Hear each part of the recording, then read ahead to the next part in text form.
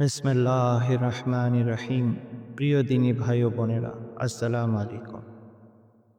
আজকে আমাদের সমাজের মানুষের মন মানসিকতা অনেকটা এমন হয়ে গিয়েছে যে কোনো একটি বিষয় যার সমাধান ইতোমধ্যে ইসলাম দিয়ে রেখেছে, কিন্তু সেই সমাধানটি যদি কোনো বিজ্ঞানী নতুনভাবে মানুষের সামনে উপস্থাপন করে তাহলে তাকে অনেক সম্মান দেওয়া হয় এবং তার কথাটি খুব সাদরে গ্রহণ করা হয়। যার একটি উদাহরণ হলো বিজ্ঞানী ইউশিনোরি ওহসুমি, যিনি কিনা একজন জাপানি বিজ্ঞানী। তিনি মূলত নোবেল পুরস্কার পেয়েছিলেন তার এক রিসার্চের কারণে। আর সেই রিসার্চটি ছিল হিউম্যান বডির উপর, যে মানুষ কিভাবে বেশি দিন বাঁচতে পারে এবং কিভাবে বেশি দিন যৌবনকে ধরে রাখতে পারে তার জন্যে। মানুষের যে লক্ষ লক্ষ million million trillion trillion cell দিয়ে আমাদের হিউম্যান বডি তৈরি হয়েছে, সেই হিউম্যান বডির যে সেলগুলো ডিফেক্টিভ আছে, যে সেলগুলো ঠিকভাবে কাজ করছে না, সেই সমস্ত সেলগুলো যেন অটোমেটিক আমাদের শরীর থেকে রিমুভ হয়ে যায় এবং আমরা যেন দীর্ঘদিন সুস্থ থাকতে পারি এবং যৌবনকে ধরে রাখতে পারি, সেজন্যে তিনি এই রিসার্চটি করেছিলেন। আর এই প্রক্রিয়াটির নাম হলো অটোফেজি। অটোফেজি হলো নিজের থেকে নিজেকে খেয়ে ফেলা। মানুষের বডিতে আল্লাহ পাক এমন এক মেকানিজম রেখেছেন যার মাধ্যমে শরীর নিজেকেই নিজে খেয়ে শক্তি উৎপাদন করতে পারে। কারণ মানুষের বেঁচে থাকার জন্য যে শক্তি প্রয়োজন তা যদি সে সময় মতো না পায় তাহলে সে বাঁচতে পারবে না। আর সেই শক্তি যেন সে কনস্ট্যান্টলি পেতে পারে, তাই আল্লাহ পাক এই সিস্টেমকে রেখেছেন।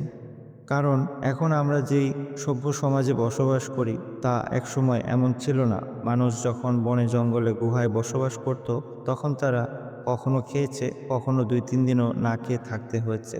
তো এই জন্যে আল্লাহ পাক মানুষের হিউম্যান বডিকে এমনভাবে বানিয়েছেন যেন মানুষ যদি খাবার নাও পায় সে যেন সুন্দরভাবে সার্ভাইভ করতে পারে। আমাদের বডি মূলত ২ ধরনের শক্তি দ্বারা চালিত হয়। একটি হলো গ্লুকোজ, আরেকটা হলো কিটোন বডি। আমাদের শরীরে যে অতিরিক্ত ফ্যাট জমে থাকে, সেই ফ্যাটগুলোকে ভাঙলে কিটোন বডি তৈরি হয়। অনেকেই বেঁচে থাকেন খাওয়ার জন্যে, আর অনেকেই বেঁচে থাকার জন্যে খেয়ে থাকেন। মানুষের শরীরের প্রয়োজনের অতিরিক্ত যে ক্যালোরি থেকে যায় সেটা মানুষের শরীরে ফ্যাট হয়ে থেকে যায়। আমরা যারা বেশিরভাগ কার্বোহাইড্রেট জাতীয় খাবার খাই, অর্থাৎ ভাত অথবা আটা এ জাতীয় অথবা আলু এ জাতীয় খাবার আমরা যারা বেশি খাই, তাদের শরীর বেশি মোটা হয়ে যায়। আর তার পিছনে কারণ হলো আমাদের বডিকে আল্লাহ পাক এমনভাবে ডিজাইন করেছেন যেন সে কিছু খাবার সঞ্চয় করে রাখে, যেন ভবিষ্যতে প্রয়োজনে এই খাবারগুলো বডি কাজে লাগাতে পারে। আমাদের লিভারে যখন কার্বোহাইড্রেট জাতীয় খাবার যায় তার 50% সে বডিতে স্টোর করে রাখে। আর এজন্যেই কার্বোহাইড্রেট জাতীয় খাবার আপনি যতই খান আপনি ততই বেশি মোটা হয়ে যান। আপনি যতই পাশাপাশি পরিশ্রম করেন না কেন, আপনার লিভার তার 50% জমিয়ে রাখে ভবিষ্যতে কাজে লাগানোর জন্য। তাই যারা নিউট্রিশন স্পেশালিস্ট আছেন তারা সবসময় বলে থাকেন কার্বোহাইড্রেট জাতীয় খাবার কম খাওয়ার জন্য, যেন আপনি মোটা না হয়ে যান।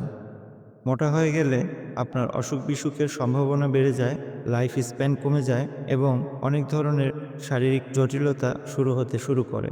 কিন্তু অনেকে আছেন যারা অনেক কঠিন ডায়েট করার পরেও তাদের ওজন কমাতে পারছেন না। আর তার পিছনের কারণ হলো তাদের ব্রেনের পিটিউটারি গ্ল্যান্ড থেকে এক ধরনের হরমোন নিঃসরণ হয়। আর এই কারণেই তাদের মেটাবলিজম ডিস্টার্ব হয়ে যায়। তারা কম খেলেও তাদের ওজন বাড়তে থাকে। তো অটোফেজি মূলত কি? অটোফেজির মাধ্যমে কিভাবে ওজন কমে? অটোফেজি কাজই বা কিভাবে করে? অটোফেজি হলো আমাদের শরীর যে নিজের শরীরকে নিজের থেকেই খেয়ে নিবে এবং আমাদের ডিফেক্টিভ সেলগুলো যেন তার শক্তি উৎপাদন করে আমাদের বডিকে দেয় এবং আমরা যেন বেশিদিন জোয়ান এবং আকর্ষণীয় থাকতে পারি এবং সুস্থ থাকতে পারি। তাই এই অটোফেজি প্রসেসটাকে বডিতে করতে হয়। আর এটা করার জন্যে অন্তত ১২ ঘন্টা না খেয়ে থাকতে হয়। ১২ ঘন্টা পর যখন ১২ ঘন্টা পর্যন্ত শরীর কোনো খাবার পায় না, তখন অটোমেটিক্যালি আমাদের বডির থেকে খাবার গ্রহণ করতে শুরু করে। তাই এজন্যে ১২ ঘন্টা পর যখন অটোফেজি শুরু হয়, অন্তত আরও ২ ঘন্টা যদি আপনি না খেয়ে থাকতে পারেন, তাহলে আপনার বডি থেকে কিছু না কিছু ফ্যাট রিমুভ হয়ে যাবে। আর এই ফর্মুলা ইতিমধ্যে আমাদের নবীজি আমাদেরকে বলে, দেখিয়ে এবং শিখিয়ে গিয়েছেন। রমজান মাসে রোজা রাখার মাধ্যমে আমরা প্রায় ১৪-১৫ ঘন্টা না খেয়ে থাকি। আবার পাশাপাশি রাসূল পাক সাল্লাল্লাহু আলাইহি ওয়াসাল্লাম সপ্তাহে সোমবার এবং বৃহস্পতিবার রোজা রাখতেন। তো এভাবে লম্বা সময় না খেয়ে থাকার মাধ্যমে আমরা অটোফেজিক করতে পারি। আবার আমরা ওয়াটার ফাস্টিংও করতে পারি। যদি আমরা চাই লম্বা সময় না খেয়ে থাকবো, কিন্তু পানি আমরা খেতে চাইলে সেটা খেতে পারবো। তো এভাবে করেও আমরা এটা করতে পারি। সবথেকে উত্তম হলো মাগরিবের পর খাবার খেয়ে নেয়া এবং ফজরের নামাজের পর অন্তত হাঁটাচলা করে শারীরিক এক্সারসাইজ করার পর তারপরে খাওয়া। তাহলে লম্বা একটা সময় না খেয়ে থাকা হয় এবং এর মাধ্যমে বডি ডিটক্সিফিকেশনও হয়ে যায়। আপনার অপ্রয়োজনীয় সেলগুলো রিমুভ হয়ে যায়, অপ্রয়োজনীয় ফ্যাটগুলো রিমুভ হয়ে যায়। কিন্তু এত কিছু করার পরেও যখন কারো পিটিউটারি গ্ল্যান্ডের হরমোনের সিক্রেশন বন্ধ হয় না, অথবা মেটাবলিজম ডিস্টার্ব হওয়ার কারণে অল্প খাওয়াতেও ওজন বাড়তে থাকে, তখন সেক্ষেত্রে এই আমলটি কার্যকরী হয়। আমলটি অত্যন্ত সহজ এবং কার্যকরী। আমলটির নিয়ম হলো প্রত্যেক খাবারের পর পূর্বে এবং পরে মাত্র একবার দুরূদ শরীফ এবং প্রত্যেকবার বিসমিল্লাহির রহমানির রহিম সহ আপনাকে ৫ বার সূরা কুরাইশ পড়তে হবে। আপনি যতবার খাবার খাবেন ততবারই আপনাকে এটা করতে হবে। ধীরে ধীরে আপনি অল্প খাবারেই আপনার পেট ভরে যাবে, অল্প খাবারেই আপনি অনেক বেশি এনার্জেটিক ফিল করবেন এবং বারবার ক্ষুধা লাগার সমস্যাও থাকবে না। আপনার অতিরিক্ত খেতেও ইচ্ছে করবে না এবং আপনি যে খাবার খাবেন সেই খাবারকে আল্লাহ পাক সেই এনার্জিকে আল্লাহ পাকের ইবাদতে, আল্লাহ পাকের ভালো ভালো কাজে ইনশাআল্লাহ ব্যবহার করার তৌফিক দিবেন। তাই আসুন আমরা বেঁচে থাকার জন্য খাই।